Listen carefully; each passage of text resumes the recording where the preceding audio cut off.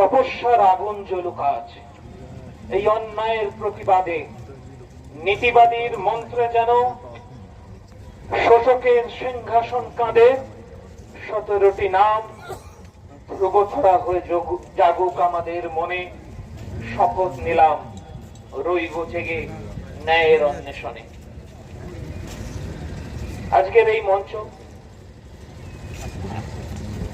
আমাদের শপথ নেয়ার মঞ্চ, বিচার চাওয়ার মঞ্চ। ঘটনার 44 বছর অতিক্রান্ত। সংখ্যার বিচারে এই বিজন সেতুর নারকীয় হত্যাকাণ্ডের হয়তো কম। বিশ্বের অন্যান্য জায়গায়, অনেক জায়গায় নারকীয় হত্যাকাণ্ড সংঘটিত হয়েছে, সংখ্যার বিচারে তারা হয়তো অনেক বেশি। কিন্তু বর্বরতা, পাশবিকতা, নৃশংসতার বিচারে এই বিজন সেতুর বুকে যে 17 জন আনন্দমার্গের সন্ন্যাসীকে রড দিয়ে পিটিয়ে, ছোরা দিয়ে চোখ উপড়ে, জীবন্ত জ্বালিয়ে পুড়িয়ে হত্যা করা হলো, নৃশংসতার দিক থেকে এই বর্বরতম হত্যাকাণ্ড পৃথিবীর বুকে আর কোথাও দেখা যায়নি। এই হত্যাকাণ্ডের অনুসন্ধান করতে গেলে আমাদের একটু পেছনে যেতে হবে। আমাদের জানতে হবে কেন আনন্দমার্গের উপর আক্রমণ। পশ্চিমবাংলা আধ্যাত্মিকতার পীঠস্থান, সভ্যতার পীঠস্থান, সংস্কৃতির পীঠস্থান। রবীন্দ্রনাথের কলকাতা, বঙ্কিমচন্দ্রের কলকাতা, বিবেকানন্দের কলকাতা, সত্যজিতের কলকাতা। কেন এই কলকাতার মাটিতে এই বর্বরচিত আক্রমণ? আমরা জানি 70-এর দশক, 80-র দশক বাংলার মসনদ দখল করেছে কমিউনিস্টরা।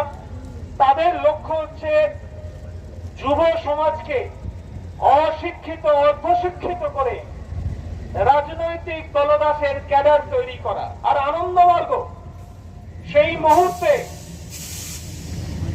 মানব সমাজকে উপহার দিয়েছিল আধ্যাত্মিকতা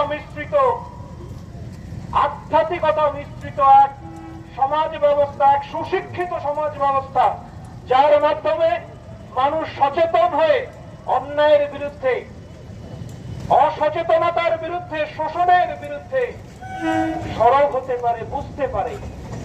সহ্য হয়নি হার মানতে।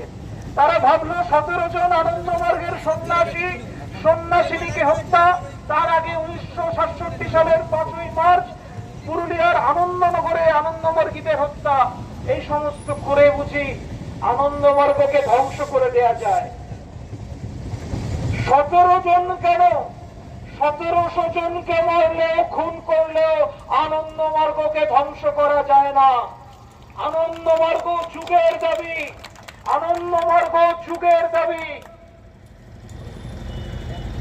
বোকা বুদ্ধবাবু, বোকা জ্যোতিবাবুরা জানতেন না আনন্দমার্গের দর্শন ওই পশ্চিম থেকে ধার করা কোনো দর্শন নয়।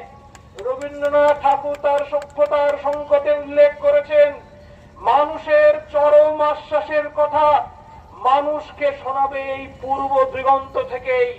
আনন্দমার্গ দর্শন এই পূর্ব দিগন্ত।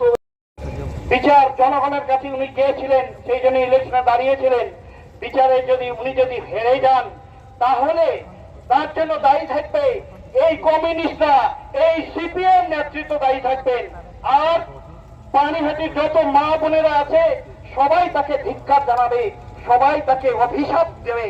শুধু তাই নয়, বাংলার এবং প্রবাসী যত বাঙালি আছেন, শুভবুদ্ধি সম্পন্ন বাঙালি মা বোনেরা সবাই এই সিপিএম কে কোনোদিন ক্ষমা করবেন না।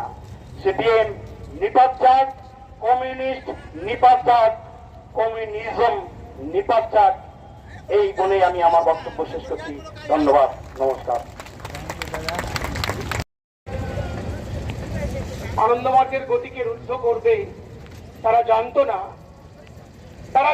না, গীত শুনেছে, যার আহ্বান গীত শুনেছে, সেই আহ্বান গীত শুনলে যে শুনবে নির্যাতন নেবে সে পক্ষপাতী, মৃত্যুর গর্জন শুনবেছে সঙ্গীতের মতো। কারণ তারা সাধক, আর সেই সাধক সাধকের অগ্রগতির জয় দিল কি?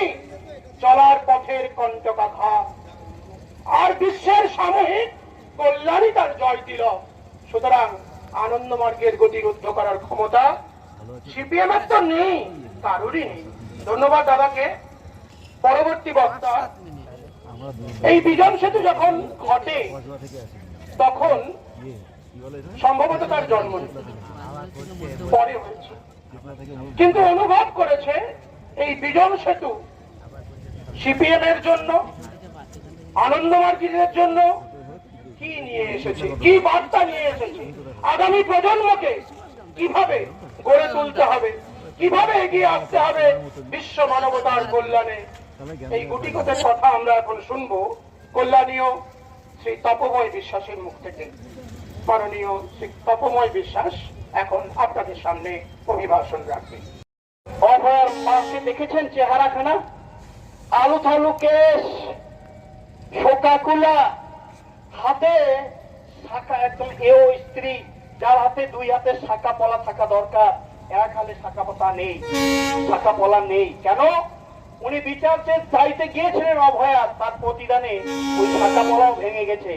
তার প্রতিবাদ স্বরূপ উনি দাঁড়িয়েছিলেন সিপিএম এর টিকিটে না দাঁড়িয়ে। সিপিএম আশা করেছিল যে সিপিএম এর টিকিটে উনি দাঁড়াবেন, কিন্তু উনি দেখলেন যে সিপিএম এর টিকিটে দাঁড়ালে কি হবে, এরা তো ব্যবসায়ী, এরা তো ধান্দাবাজ। উনি বিজেপির টিকিটে দাঁড়িয়েছিলেন। সিপিএম সব জায়গায় বলে বেড়াচ্ছে কি, এই নেতা যারা নেতৃত্বে আছেন তারা বলছেন যে এই অভয়ার মা, সিপিএম যদি ওই দিন ডেড বডিকে রুখে না দাঁড়াতো তাহলে এই অভয়ার মা কোনদিন জানতে পারতো না এই অভয়া ধর্ষিতা হয়ে খুন হয়েছে। এটা আমরাই প্রথম প্রকাশ করেছি। এই কথা ওনারা বলে বেড়াচ্ছেন। আর বলে বেড়াচ্ছেন আজকে যে অভয়ার প্রতি বিচারের দাবিতে সারা আকাশ বাতাল সারা বিশ্ব মুখরিত হয়েছে, সেটা আমাদের ক্রেডিট, সিপিএম এর ক্রেডিট। বন্ধু, তাই যদি আপনাদের ক্রেডিট হয় তাহলে আপনারা অভয়ার সুষ্ঠু বিচারের জন্য ক্যান্ডিডেটটা উইথড্র করে নেওয়া উচিত ছিল। করতন দাশগুপ্তকে দেওয়া উচিত।